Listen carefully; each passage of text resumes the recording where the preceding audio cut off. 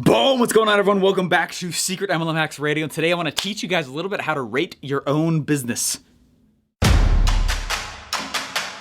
If you're like me, you know MLM is an amazing opportunity to grow a real asset for yourself. But you also see that there's huge issues starting to emerge. Like, why haven't big MLMs let tactics change in over 30 years? Or why have they been cutting commissions smaller and smaller? Or even, how dumb is it that old MLM rules say you'll get in trouble when you use the internet to grow your team? These are some of the blaring questions we all face today. This podcast will show you how real MLMers like us are waging war on the old dying methods. And we aren't cheating by only bugging uninterested family and friends. Follow this podcast while I expose the shocking methods I'm using to build my 10,000 person downline and get people begging to join my team daily. Here's to the new tactics without all those old, rusty MLM shackles. My name is Steve Larson, and welcome to Secret MLM Hacks Radio. Hey guys, I'm not talking today about, first of all, welcome, but I'm not talking today about rating the company that you've chosen to be a distributor for. What I'm saying is, how do you rate your position, right? What I want to teach you guys today is a really cool model that I use. I was taught it, but it's a neat model to go in and basically see how you're doing in business, okay? One of the biggest questions I get is, Steven, I've built this thing or I do this thing. I don't know what to go focus on next. What we're about to go through is I'm actually gonna cut over to a Facebook Live that I was doing to my group, where I'm answering this very question for people, right? What do I do next? Well, first of all, in order to know what you need to go do, you need to know where you currently are. And so this is a rating system that is used in real businesses, major businesses, right? Multi-million-dollar companies. This is a flavor of that, where I'm going to teach you how to do it for MLM and your specific position inside of your company. What this will allow you to do, like I'm saying, is it'll help you go in and say, okay, here's my current place on where I am, and it'll be very obvious to you where you're weak. All right, so this is going to be two parts because it was a little bit long. So this first part here, I'm going to teach you again how to go through and rate what it is that you are, your current position. The hope for it is that, like I'm saying, it creates a roadmap. The next episode that is about to come out will be part 2 of this. Part 2 will go through and it'll show you a little bit more about, like I said, what to do about it. So this is very much a kind of a deep dive. I recommend that you take out a piece of paper as you watch or listen to this. This is literally how I go through. I actually do this to my own business on a routine basis, and I know it's one of the reasons why we have such focused action inside of my company, because I take a moment to figure out where we are, right? And then where we are and where we're trying to go in relation to those two things, it's very easy for me to see where we're weak. Now, I sell my strengths, but my business, I still need to go in and fix the weak spots, okay, as far as the systems go, and I'm going to explain that to you moving forward. So I don't want to give it away here, but let's cut over there right now, and I think that this will actually be a very powerful episode for a lot of you. Because one of the biggest things I run into inside of MLM is that people don't treat it like a business. And I know I've said that on this show.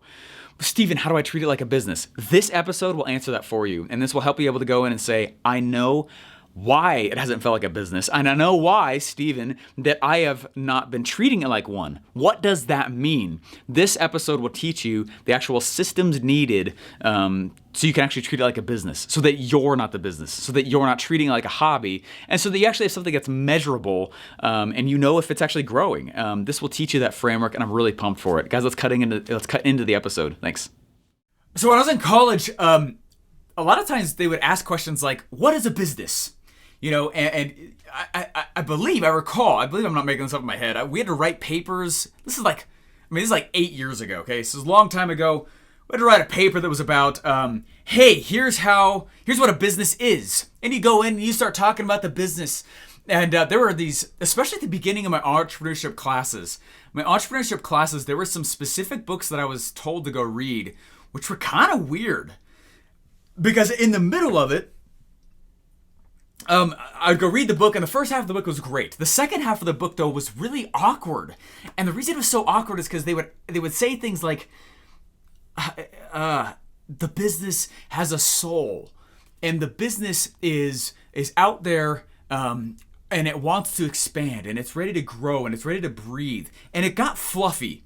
And I gotta tell you guys, I'm not into that type of business belief at all. I'm more into the style, and I remember reading that, and I think I finished it because I was supposed to, but I just kind of closed the book after a while and I just put it down again. And I was like, that was really weird. I don't believe in business woo-woo. All right, I don't believe in business woo-woo at all. I think, and what I practice is measurable activities that will guide me to success. Right? I don't care about art. I'm not saying art. Like, I love art, but I'm saying art by definition, right, is sometimes hard to define. And so because it's not definable, it's hard to design ahead of times. There's things in this life that you have to design. There's things that you have to discover. I want to know in business what I can design ahead of time. I want to know when I do A plus B, I get C. And that's why it's blown up so much and so well in the past little bit. So what I'm teaching you guys, what I want to walk you guys through on this is I want to share with you how I go in and know what to do next in my business. It is a way to rate how you're doing in whatever business you're in. Okay. Now, the title of this might have been a little misleading. I'm not trying to say how to rate your MLM business as a whole. What I'm saying is how to rate your performance in your position in your business. How do I rate it? And then how do I know what to go do next? Yeah, it's just powerful stuff. Okay. I'm definitely filming this so that I can use it for later as well. But I want you guys to know, like this is one of the coolest ways to know what to do next. Okay. So as I go through this, just know that it's obviously live, of course, but like the comments, I'll get back to them in just a moment. You guys can keep dropping them in. I just want to make sure I teach this without stopping, so it makes sense as I go, and everyone else who's watching and listening. Anyway. So what I had to go do is I had to redesign what a business was in my head. And some of you guys know this story, but one of the first funnels that I ever built was for a company that, it wasn't an MLM, but they had a 2-tiered affiliate system, and sometimes they were mistaken as an MLM. And it was the first major big success I ever had on my own while I was still in college. And it was for this water company, and they were selling water machines, like water ionizers, Kangen water, stuff like that, right? That's the kind of business they were in. And I went and I did all this marketing research, and I went and I did a bunch of ask campaigns like we were just talking about, and I went and I found a whole bunch of people who, they had a lot of questions. They wanted more from the company. And I remember, since they already had an existing customer base, I dropped a question out to their people. What are you still struggling with? And I got 157 responses back. I remember that clearly because what happened next was shocking. I spent the next week reading those. It took me 3 different tries to get through them because they were so intense. The topic was intense. As I asked people, what are you guys struggling with your health? We're trying to figure out how we can serve you guys better. What is it? And people were saying things like, hey, I'm sitting here next to my spouse who's supposed to die any day. We're in the hospital and I'm responding to this. I really wish that I knew about your stuff sooner. And I was like, oh, I thought we were marketing hard enough. Right?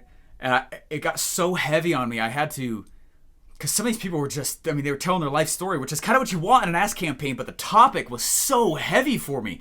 And I remember sitting back and just thinking like, oh my gosh, like this is intense, right? And then I'd come back the next day and someone would be like, hey, I'm sitting here, I just was diagnosed with cancer. Why did you not tell us about this sooner? Right? And again, I was like, we're not marketing hard enough.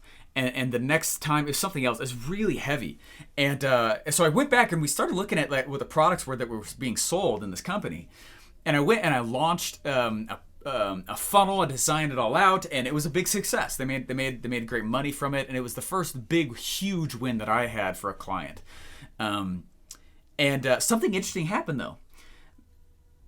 And since this has happened 3 times now, day number 1, the launch happens, and everyone's like, oh my gosh, this is so freaking cool. This is so awesome.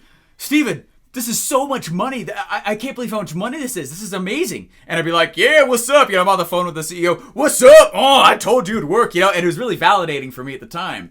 And day number 2, though, they'd call and they'd be like, wow, this is a lot of sales still. Like, oh my gosh, and I'd be like, yeah, what's up? I told you it's going to be super cool. Like, it's going to elevate everything. And the day number 3 that I was called, they'd be like, turn it off, turn the funnel off. And I'd be like, who wants less sales? Click. And I'd hang up. And I remember the first time that happened with that first water company, I was like, you psycho? Who wants less sales? You crazy? You're insane. who wants less sales, right? And you guys listeners, watch this right now. You're like, yeah. Why would you want less sales? That's dumb. And about 2 weeks later, I just stopped answering my phone altogether. About 2 weeks later, he calls in desperate frenzy, and he goes, "Steven, turn it off." And I was fed up.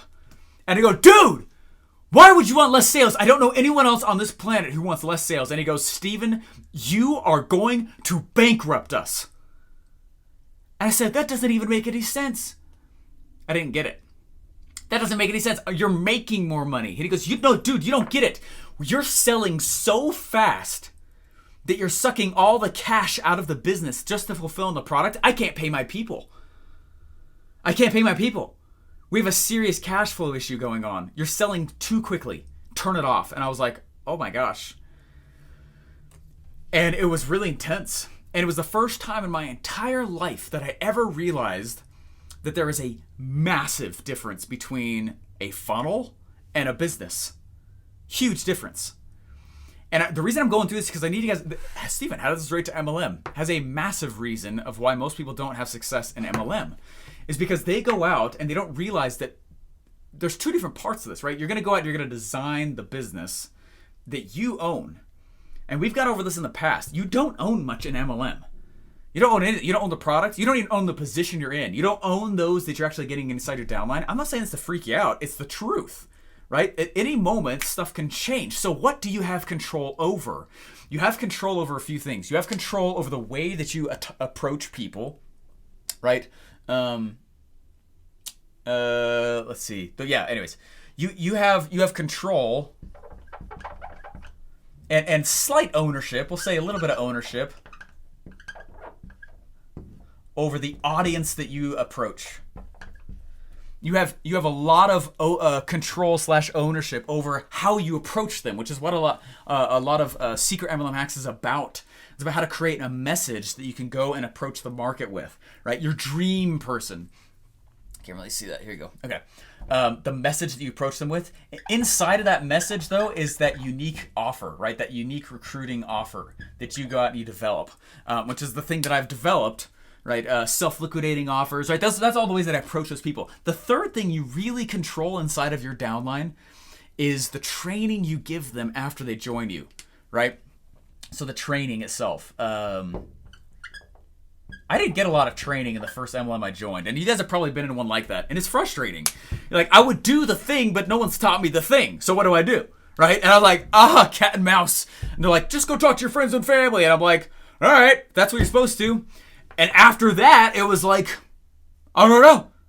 So the reason I'm going over this is because, first of all, like, you control these three things, 1, 2, and 3. But on top of that, I want to give you a way to rate where you are, right? It's very hard for Google Maps to tell you where to go when they don't know where you're starting. Okay, so this is to help you understand where you currently are in the position that you're in. Sound good? All right. And I'll get over to the comments here in just a moment. But I want to hand this off to you because what this has become for me is not just a way. The first time I ever saw this, actually, someone was teaching me how to rate my own business. Okay. So it doesn't come from me. It comes from some specific people mixed with a lot of different books, a lot of time and experience for sure. Great book that'll walk through some of these concepts is a book called Clockwork.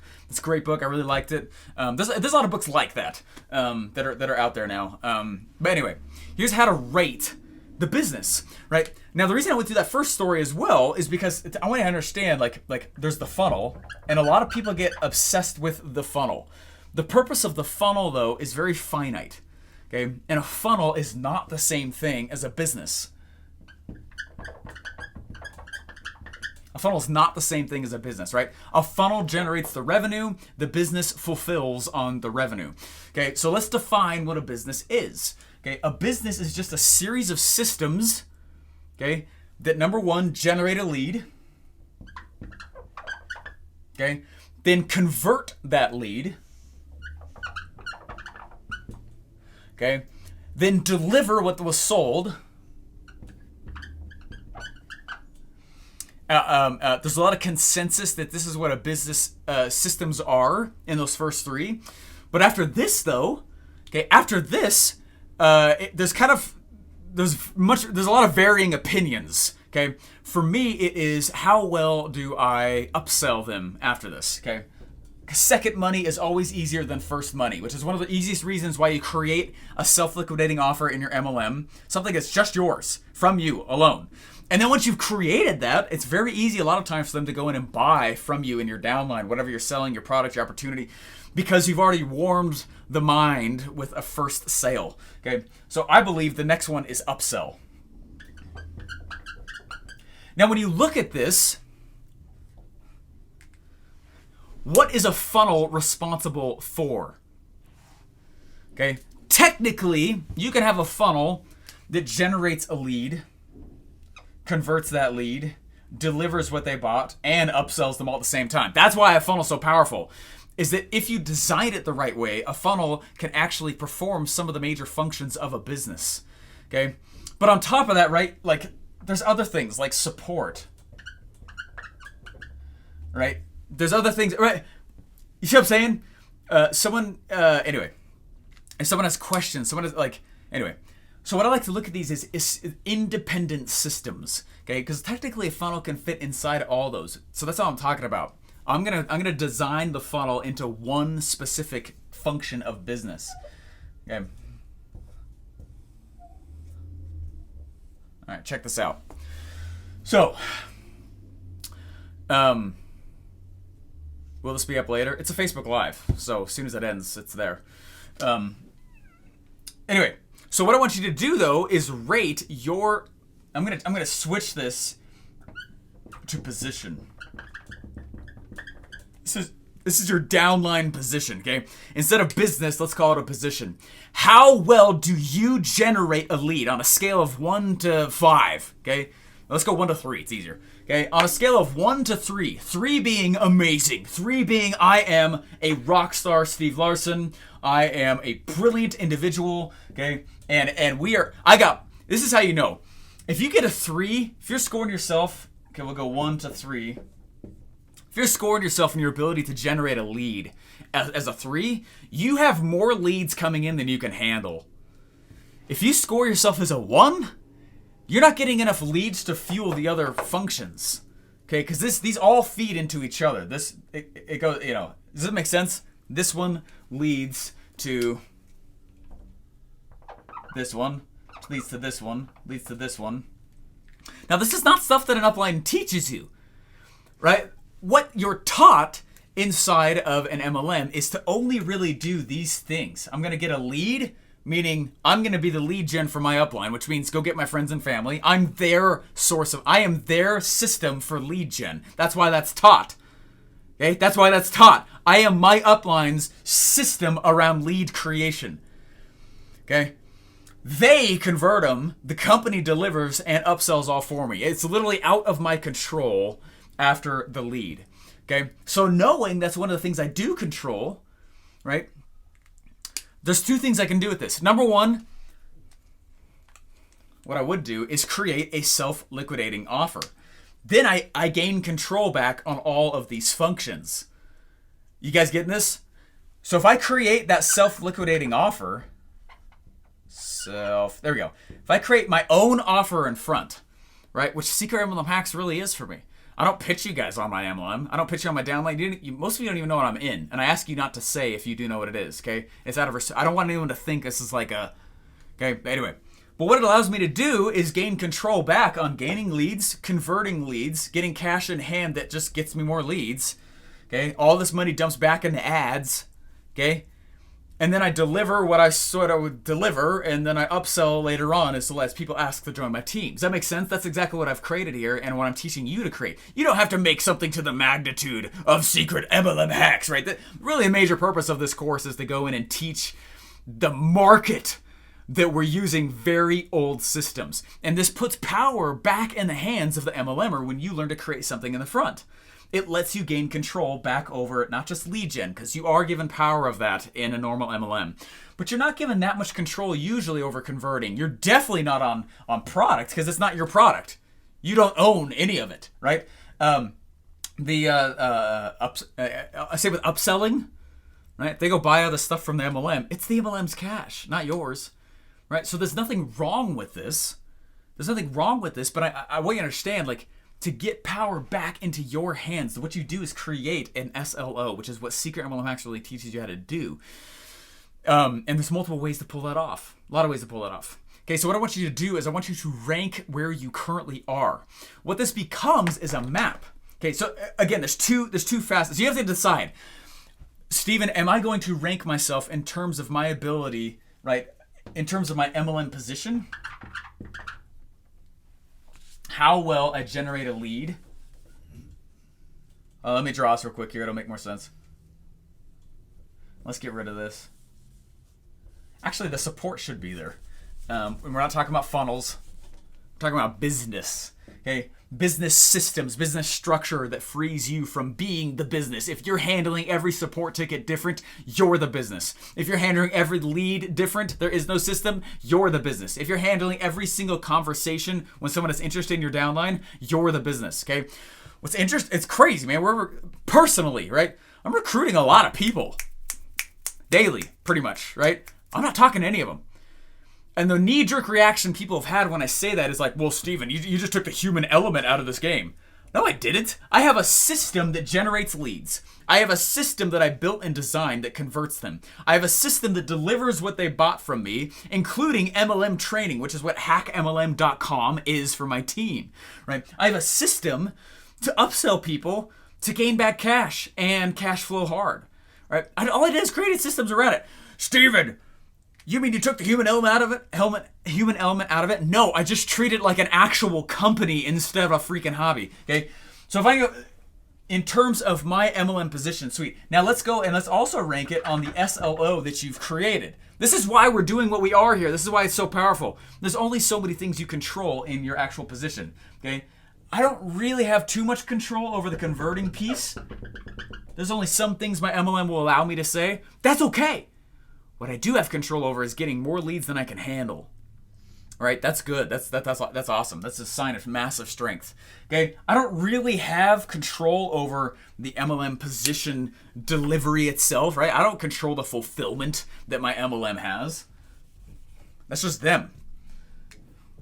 All right, so let's rank these. So does that make sense? I want you to rank where you currently are in terms of the self-liquidating offer that fuels this, but then also where you are in terms of the position your MLM has handed you, or a network marketing company, or direct sales, or affiliate marketing, or anything else we decide to sugarcoat the name MLM with. Okay. So go in and rank it. So for me personally right now, I'm gonna rank it a 3 because we got a butt ton of leads. I mean, it's insane. We're about to pass 1,400 people asking to join my personal downline, not including all the people who join my MLM and get the same systems and all the people asking to join theirs. Okay, it's insane. It's huge. Anyways. We figured that piece out pretty darn good. As far as converting them, I'm gonna rank myself a 2. We give them personal phone calls. I have people in my downline who I've deemed as being good phone closers and people who can answer questions about the MLM. And they go in and they give personal phone calls to those who ask to be in our downline. I think it could be better. We're still trying to figure out a few like gravy train changes that we could switch. And I think we know what it is. We just got to go build them.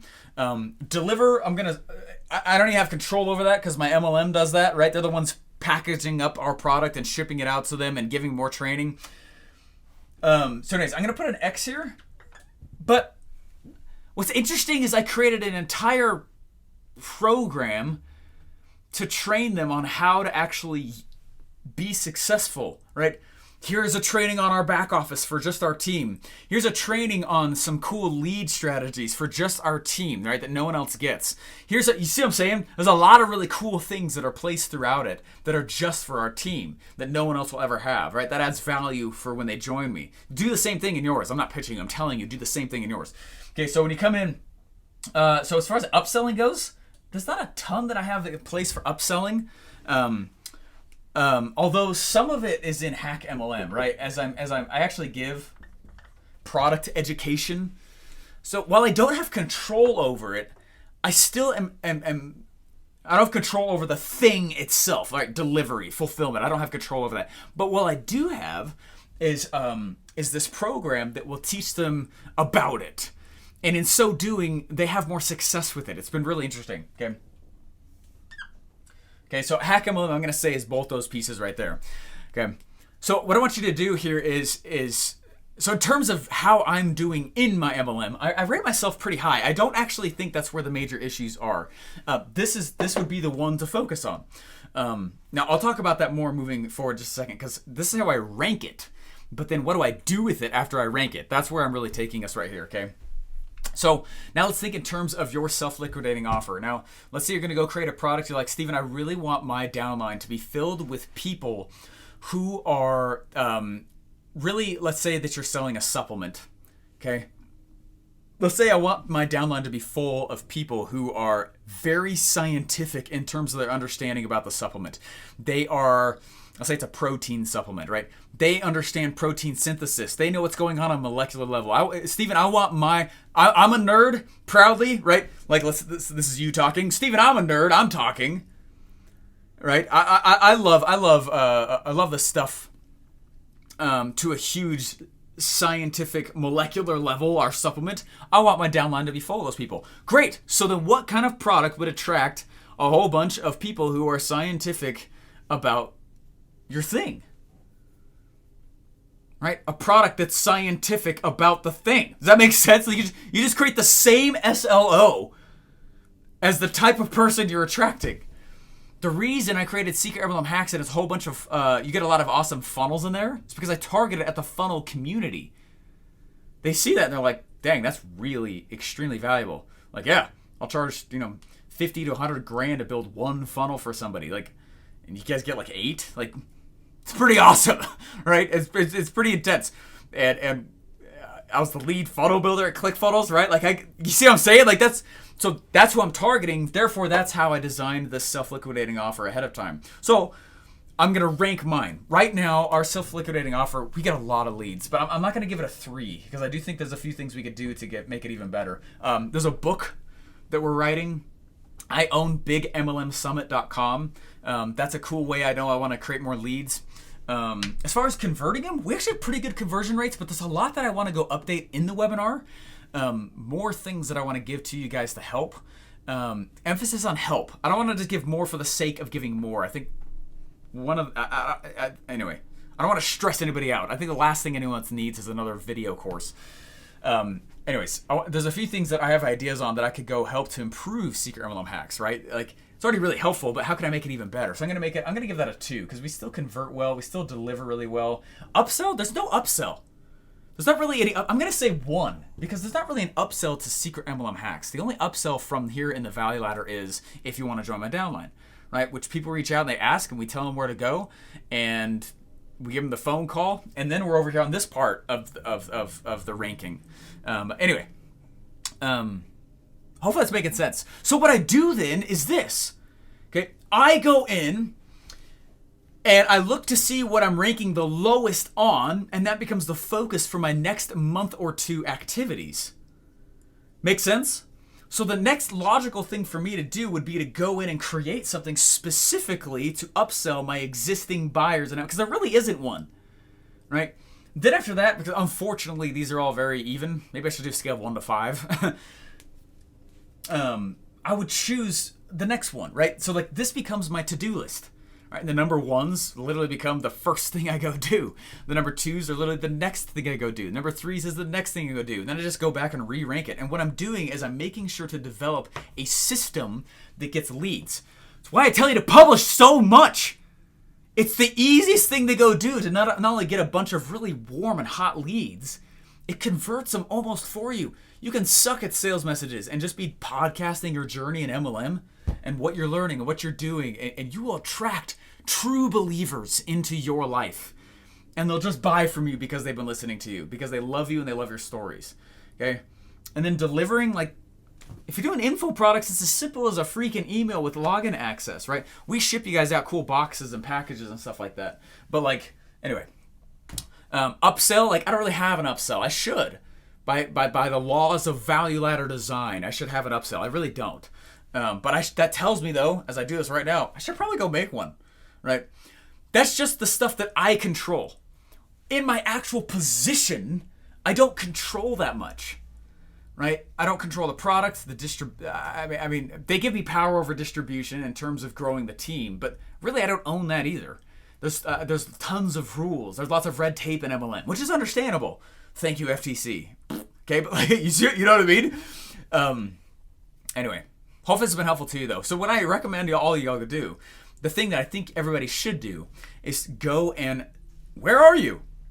Y'all know where you're trying to go, but like, you're trying to get to a spot where you have a well-oiled machine like we've built, where I have leads and they convert pretty much on their own because of the systems I've built, and they get delivered on by the MLM and upsold by the MLM, and I can facilitate that better by creating a program that trains them on the MLM, which is what I did with hackmlm.com.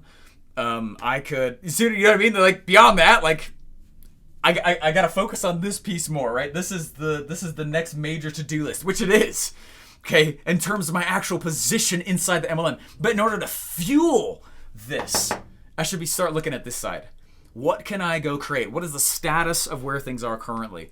And so I know what that list is. And so I will go through and I'll do this periodically for anything that I sell. And ask myself, am I building a business? I challenge you to not launch funnels. I challenge you to launch businesses. A funnel is just an arm for these things.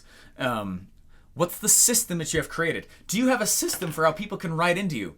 If you don't, right, so that's why I added support down here, because when I first launched stuff, I didn't have that system. So I was getting emails and people were finding my phone number. Random, very freaky people found my address, which is not okay. And people were writing into me, right, to Instagram and obviously Facebook, and it was channels everywhere. No established way to say, hey, I've got a question about this, or hey, Stephen, I lost my login. You know, it's simple stuff even. There was no established way. Therefore, I'm the system. I'm not the system, and I am not the funnel.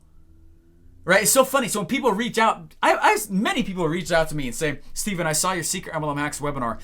But I have questions about how it will work for me. I don't sell that. I don't respond to them, which sounds dumb, okay? But I don't, because I am not the funnel. What it tells me is something in the funnel is broken.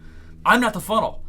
So I got to go in and check my lead system and how it's converting and the relationship between them, and make sure that whatever they're asking me, I start including more inside of the funnel, because I'm not the funnel and I am not the business. I own the business. And I built the funnel. Does that make sense? You got to treat it this way, or it's a hobby, right? Hey, thanks for listening. Please remember to rate and subscribe.